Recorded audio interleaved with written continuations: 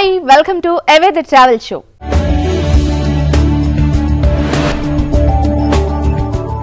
ఐరోపా చరిత్రలో మధ్యయుగానికి ఉన్న ప్రాముఖ్యత అంతా ఇంతా కాదు. ఆ కాలంలో అక్కడ కొత్త కళలెన్నో పుట్టుకొచ్చాయి, అద్భుత నిర్మాణాలెన్నో రూపుదాల్చాయి. అలాంటి వాటికి అసలైన చిరునామా రోమన్ సామ్రాజ్యం. ఇక సంగీత సాహిత్యాల దగ్గర నుంచి ప్రకృతి అందాల వరకు ఎన్నో ప్రత్యేకతలకు పెట్టింది పేరు ఇటలీ. యూరప్ ఖండంలోనే అత్యంత అందమైన దేశంగా పేరున్న ఇటలీ గురించి ఇవాల్టి అవే ది ట్రావెల్ షోలో మనము చూద్దాం.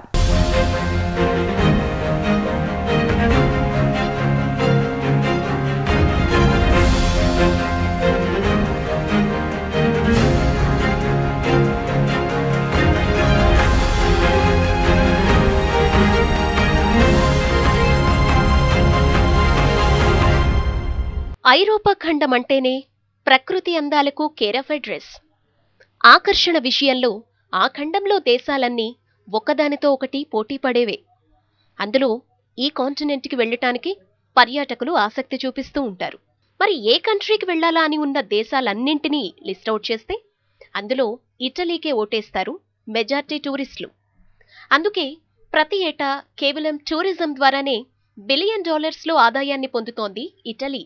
మాటల్లో వర్ణించలేనంత గొప్పతనంతో కట్టిపడేసే శిల్పకళా సంపద, కళ్ళు తిప్పుకోనీయని ప్రకృతి అందాలు, నోరూరించే ఫుడ్, ఇలా ఏ విషయం తీసుకున్నా తన తర్వాతే ఎవరైనా అన్నట్లుంటుంది ఇటలీ.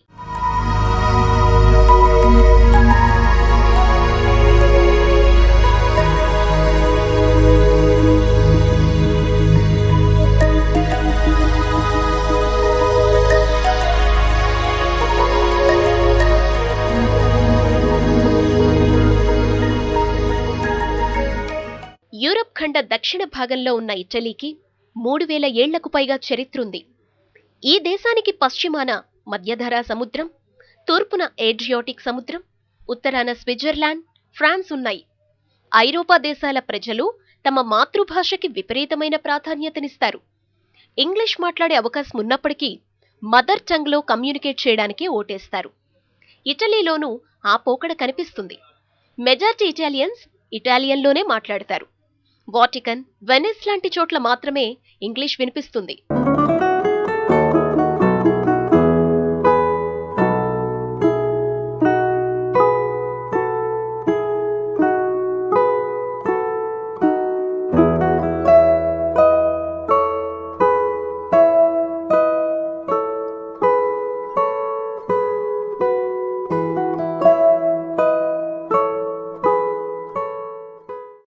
భారత్లో లాగే ఇటలీలోనూ ఎటు చూసినా పురాతన కట్టడాలు, వైభవాలు దర్శనమిస్తాయి. ఇటలీ రాజధాని రోమ్. రోమ్ని ఇటాలియన్లో రోమా అంటారు. ఇటలీలో అతిపెద్ద నగరం ఇదే. ద 7 హిల్స్, లాడాల్ని విటా, కొలోసియం, ది వాటికన్ సిటీ ఇక్కడ ప్రధానంగా చూడదగ్గవి. ప్రపంచంలోకెల్లా అతి గొప్ప నాగరికతకు, సంస్కృతికి, కాథలిక్ మతానికి మకుటాయమానంగా ప్రసిద్ధి చెందిన వాటికన్కి ప్రపంచం నలుమూళ్ల నుంచి టూరిస్టులు పోటెత్తుతూ ఉంటారు.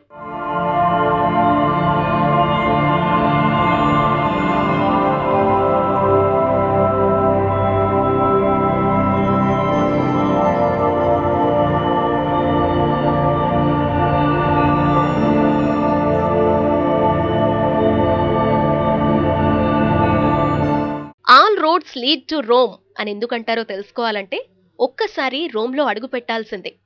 రోమన్ సామ్రాజ్యం దగ్గర నుంచి కళలు, కళాఖండాలకి పేరు పొందిన రోమ్ ఎప్పటికప్పుడు ఆధునికతకు హంగులద్దుతూనే మరోపక్క గత చరిత్రను కూడా గుర్తు చేస్తూ ఉంటుంది. ఒక్క మాటలో చెప్పాలంటే పాత కొత్తల కలయికగా ఉంటుంది రోమ్.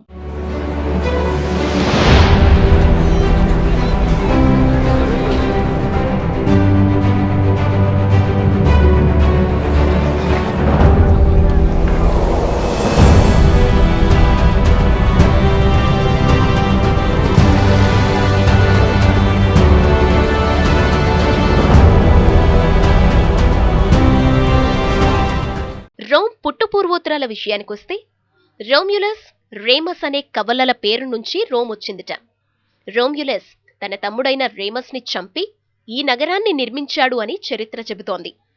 ఇంకెక్కడి రాజులు, రాజ్యాలు అన్నీ పోయాయి అంటాం గాని రోమ్లో మాత్రం ఇదిగో మమ్మల్ని చూడండి, ఇలా ఉండేవాళ్లు నాటి చక్రవర్తులు అంటూ సెనేటర్ల వేషాలు వేసుకొని చారిత్రక ప్రదేశాల దగ్గర సందడి చేస్తూ ఉంటారు ఔత్సాహికులు. వీళ్లను చూస్తే మరీ ఆ కాలంలోకి వెళ్ళకపోయినా అప్పటి మధురానుభూతులు మాత్రం పొందొచ్చు.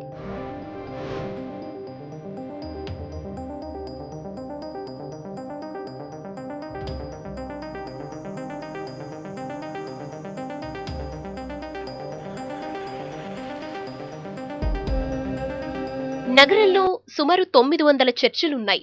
వీటిలో కొన్ని గొప్ప కట్టడాలుగా గుర్తింపు పొందాయి. Saint Peter's, saint Paul's, Santa Maria, San Giovanni చర్చిల్ని టూరిస్టులు ఎక్కువగా సందర్శిస్తూ ఉంటారు. గ్యాలరియా ఆర్ట్ నేషనల్ మ్యూజియంలో ఇటాలియన్ కళను ప్రతిబింబించే అద్భుత శిల్పాలు కూడా ఉన్నాయి. అలాగే John Keats, Shelley, lord Byron వంటి మహాకవుల జ్ఞాపకార్థం వాళ్ల ఇళ్లను మ్యూజియాలుగా మార్చారు.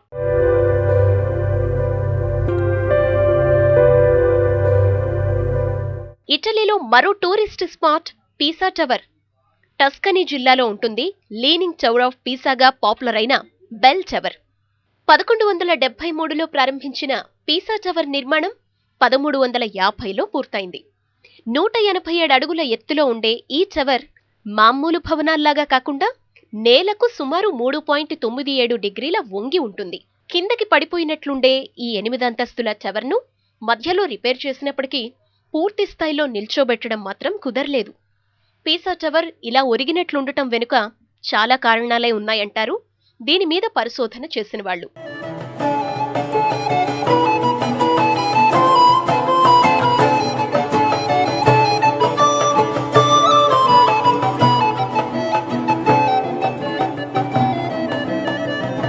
మూడంతస్తులు కట్టాక పీసా టవర్ ఉత్తర దిక్కుకు వంగినట్లున్న విషయాన్ని గమనించారట. దాన్ని సరిదిద్దుతూ తరువాతి 3 అంతస్తులు పూర్తి చేసి చూసిన తర్వాత అది దక్షిణ దిక్కుకు ఒరిగి ఉండటం గుర్తించారట. అప్పటికే చెయ్యి దాటిపోవడంతో చేసేదేం లేక దాన్ని అలాగే ఉంచేశారట. అసలు అన్ని అంతస్తుల భవనం నిర్మించడానికి ఆ నేలే సరైంది కాదని, పునాది కోసం భూమిలో వేసిన ఇసుక మట్టి పొర్రలు సరిగ్గా లేవు అన్నది చాలామంది వాదన. ఇక వాలినట్లుండటంతో టవర్ని పడిపోకుండా బ్యాలెన్స్ చేస్తున్నట్లు, నెడుతున్నట్లు ఇలా రకరకాల పోజులిస్తూ ఫోటోలు దిగడానికి టూరిస్టులు ఉత్సాహం చూపిస్తూ ఉంటారు.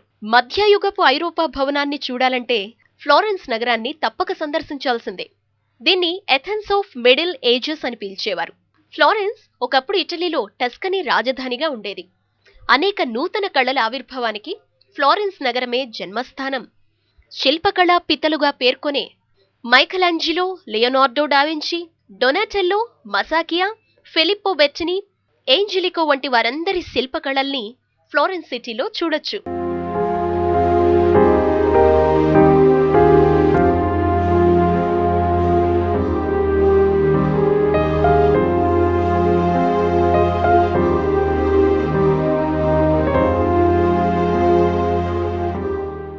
నగరం మధ్యలో ఉంటుంది స్క్వేర్ పియాజా డెల్ సిగ్నోరియా. పాలరాతి శిల్పకళకు చిరునామాగా ఉండే ఈ ఫౌంటైన్ ఆఫ్ నెప్ట్యూన్ను చూసి తీరాల్సిందే. అలాగే సాహిత్యం, కొత్త కళలకు వేదికలైన మ్యూజియాలు, కట్టిపడేసే ప్యాలెస్లు ఇక్కడ చాలానే ఉన్నాయి. వీటిల్లో పిట్టి ప్యాలెస్ చూడటానికి చాలా బాగుంటుంది. ది గ్యాలరీ అకాడమీలో మైకలాంజిలో సృష్టించిన కళాఖండాల్ని చూడొచ్చు. పలాజో పిట్టిలో, బార్గెల్లో గ్యాలరీ శిల్పులైన డొనాటెల్లో, జియాంబులోన, మైకలాంజిలోల శిల్పాల్ని, మెడిసి రాజవంశీకులు సేకరించిన కళాఖండాల్ని భద్రపరిచారు. అలాగే పాలస్ గ్యాలరీని, దానికి పక్కనే ఉన్న గార్డెన్ని కూడా ఇక్కడ చూడొచ్చు. శాంటా మారియా డెల్ ఫిరియోలో ప్రపంచంలోకెల్లా అతిపెద్ద డోమ్ ఉంటుంది. దీన్నే ద డ్యూమో అని పిలుస్తారు. ఈ డోమ్ను 600 సంవత్సరాల క్రితం మట్టి ఇటుకలతో నిర్మించారు. రోమ్లో తిరిగేటప్పుడు అనేక ప్రాంతాల్లో SPQR అనే అబ్రివేషన్స్ కనిపిస్తూ ఉంటాయి. లాటిన్లో the senate and people of Rome అని వీటర్థం. దీన్నే సరదాగా సోనోపాజ్జీ క్వెస్టీ రొమానీ అంటారు. అంటే ఈ రోమన్స్ క్రేజీ పీపుల్ అని అర్థం. నిజమే, అంత క్రేజీగా ఉంటారు కాబట్టి మిగిలిన ప్రపంచానికి ఇటలీ అన్నా, రోమన్స్ అన్నా అదో రకమైన క్రేజ్.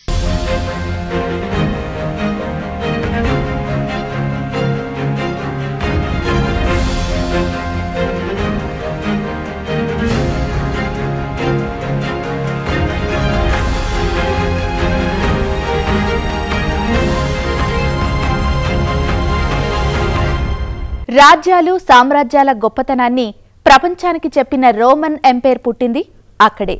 థియేటర్స్ మ్యూజిక్ కల్చర్లో బాగా పాపులర్ అయిన ఒపెరా జన్మస్థలం కూడా ఆ దేశమే.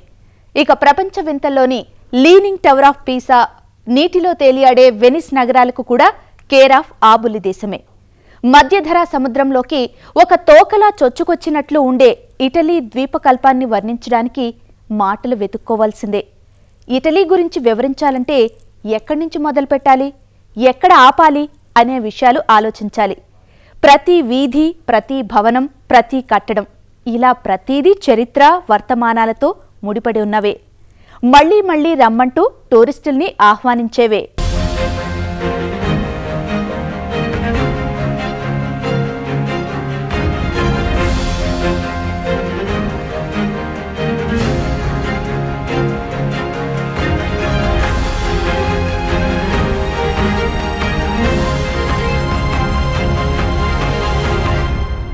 ఇటలీ బిజీ టూరిస్ట్ స్పాట్లో ది ట్రెవి ఫౌంటైన్ ఒకటి.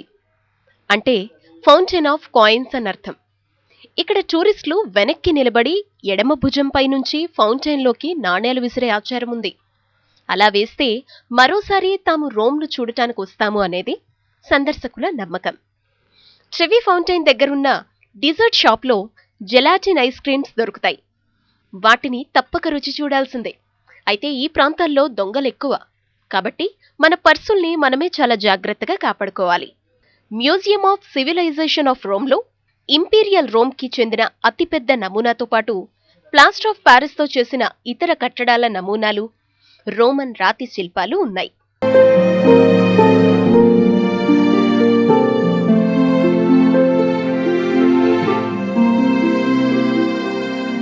వయా డే ఫోరీ ఇంపీరియలే రోడ్డుకి ఓవైపు చారిత్రాత్మక కొలోసియం మ్యూజియం, మరోవైపు పియాజా వెనీజియా ఉంటాయి. కొలోసియాన్ని యాంఫీథియేట్రమ్ ఫ్లావియా అని కూడా పిలుస్తారు. రోమ్ పేరు చెప్పగానే ఎవరికైనా ముందుగా గుర్తొచ్చేది ఈ ఓపెన్ థియేటరే. దీని మధ్య భాగం కొలకారంలో ఉంటుంది. అద్భుతమైన రోమన్ సాంకేతిక విజ్ఞానానికి, వాస్తుకళకి చూడచక్కని ప్రతీకల నగరం మధ్యలో ఠీవీగా నిలబడిన ఈ శిథిల భవనం నాటి క్రూర రాచరిక వ్యవస్థకు నిలువెత్తు నిదర్శనం. కొలోసియంని క్రీస్తు శకం 72లో వెస్పాసియన్ అనే రాజు నిర్మించాడు. టైటస్ కొడుకైన డొమిటియస్ రాజు కాలంలో దీనికి కొన్ని మార్పులు చేర్పులు చేశాడు. కొలీజియంలో ఒకేసారి 50,000 మంది ప్రేక్షకులు కూర్చోడానికి అనుగుణంగా సీట్లుంటాయి. గ్లాడియేటర్స్ మధ్య జరిగే పోటీలు, శిక్షలు, చారిత్రక యుద్ధ ప్రదర్శనలు, రోమన్ పురాణాల్లో నాటకాలు, క్రూర మృగాల్ని వేటాడి చంపే సన్నివేశాలు వంటి వాటిని వీక్షించడానికి ఇది వేదికగా ఉండేది. కొలోజియం కింది భాగంలో ఉన్న టన్నెల్స్లో జంతువుల్ని బానిసల్ని ఉంచేవారు. ఇది 3 అంతస్తులుగా ఉంటుంది. దీనికి 80 ప్రవేశ ద్వారాలుండేవి. కొలోజియం వెలుపలి గోడ శిథిలమవడం వల్ల వీటిలో చాలా ద్వారాలు ఇప్పుడు కనిపించవు. 23, 54 ద్వారాలు మాత్రమే నేటికి చెక్కు చెదరలేదు. మధ్యయుగం ఆరంభంలో కొలీసియంను ఉపయోగించడం మానేశారు. తర్వాత వర్క్షాప్స్కు, మతాచారాల ప్రార్థనలకు ఉపయోగించడం మొదలుపెట్టారు. 1349లో వచ్చిన భూకంపం తర్వాత కొలోజియం మరింతగా దెబ్బతింది. అయినప్పటికీ ఏటా లక్షల కొద్దీ పర్యాటకుల్ని ఈ నిర్మాణం ఆకర్షిస్తూనే ఉంది. ఇప్పటికీ కొందరు గ్లాడియేటర్స్ డ్రెస్లో ఆయుధాలతో కొలోజియం లోపల తిరుగుతూ పర్యాటకుల్ని ఆనందపరుస్తూ ఉంటారు. ఇటలీ గురించి మాట్లాడుతూ వెనిస్ గురించి చెప్పకపోతే ఎలా? పడువా అనే ఊరికి దగ్గరలో ఉంటుంది వెనిస్. పుజీనా నుంచి పడవెక్కి 20 నిమిషాల్లో వెనిస్ వెళ్ళొచ్చు. నీటిలో తేలుతున్నట్లుండే పెద్ద పెద్ద భవనాల్ని, ఊరి మధ్యలోనే తిరిగే పడవల్ని ఇక్కడ చూడొచ్చు. 150 కాలువలతో, 400 వంతెనలతో ఏర్పడిన 118 చిన్న చిన్న ద్వీపాల్ని కలిపి నిర్మించిన వెనిస్ నగరం ప్రపంచంలోనే అరుదైందంటే ఏమాత్రం అతిశయోక్తి కాదు. ఇక్కడ కార్లు, ట్రక్కులు, లారీల మోతలు ఎక్కడా వినిపించవు. పడవలే ప్రయాణ సాధనాలు. వాటిని గొండొలాలు అంటారు. మోటార్లతో నడిపే ఈ పడవల్లో సాగుతూనే అక్కడి వాళ్లు తమ రెగ్యులర్ యాక్టివిటీ చేసుకుంటూ ఉంటారు. పెళ్లిళ్లు, పుట్టినరోజుల్లాంటి వేడుకలకి వీటినే వేదికలుగా చేసుకుంటారు స్థానికులు. అంతేకాదు ఇక్కడ నీటిలో నడిచే బస్సులు కూడా ఉన్నాయి. పునాది ఎక్కడుందో కనిపించని భవనాల మధ్య నుంచి, వంతెనల కింది నుంచి ఆ పడవలో ప్రయాణించడం విచిత్రంగా ఉంటుంది. వెనిస్లో నీళ్లలో మునిగి ఉన్నట్లుండే భవనాల నిర్మాణానికి ఉపయోగించిన పెద్ద పెద్ద దుంగల్ని రష్యా నుంచి తెప్పించారట. కొన్నేళ్లపాటు ఎంతో దిట్టమైన గట్టి దుంగల్ని నీళ్లలో పేర్చి వాటిపై రాతితోనూ ఇటుకలతోనూ గోడలు కట్టారట. నీటి అడుగు భాగంలో ఆక్సిజన్ లేని కారణంగా ఆ దుంగలు చెడిపోవు. అయితే ఎప్పటికైనా వెనిస్ కుంగిపోతుంది అంటారు చాలామంది. ఇప్పటికే కొన్ని పురాతన ఇళ్లలో కింది అంతస్తులు మునిగిపోవడం వల్ల ప్రజలు పై అంతస్తులోకి మారటం కూడా జరుగుతోంది. అయితే వాటిని కూడా మరో 100 ఏళ్ల వరకు ఎలాంటి డ్యామేజ్ జరగకుండా ఉండేందుకు ప్రణాళికలు రూపొందిస్తున్నాయి ప్రభుత్వాలు. ఇటలీలో ఉన్న అతి పురాతనమైన పట్టణం అల్బరబెల్లో 14వ శతాబ్దంలో కట్టిన ఈ నగరంలో స్పెషల్ అట్రాక్షన్ అంటే ఇక్కడ పల్చటి పలకలాంటి రాతితో కట్టిన గుడిసెలు, వాటిపైన గోపురం, మొత్తంగా రాతి పలుకలతో నిర్మించిన విచిత్రమైన కట్టడాలు. ఈ గుడిసెల్ని ట్రుల్లీ అంటారు. వీటి నిర్మాణంలో సిమెంట్ కానీ ఇసుక కానీ వాడలేదు. పలకలన్నీ పేర్చుంటాయంతే. చాలా వరకు గుడిసెల్లా ఉన్నప్పటికీ కొన్ని ట్రుల్లీలు 2 అంతస్తుల మేడలాగా ఉంటాయి. టెంపరరీ స్ట్రక్చర్స్తో రాతితో నిర్మించడం వల్ల ఎండాకాలంలో చల్లగా, చలికాలంలో వేడిగా ఉంటాయి. ఇటలీ పేరు చెబితే ముందు గుర్తొచ్చేది పిజ్జా, పాస్తాలే.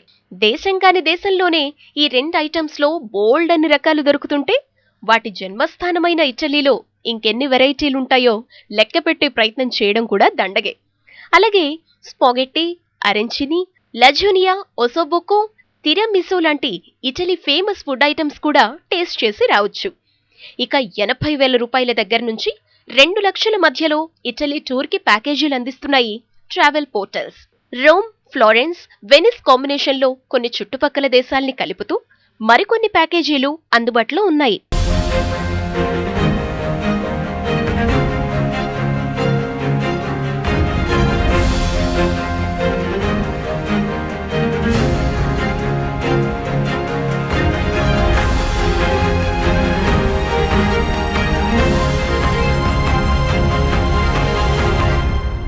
యూరోపియన్ రిచ్ కల్చర్కి అద్దం పట్టినట్టుంటుంది ఇటలీ.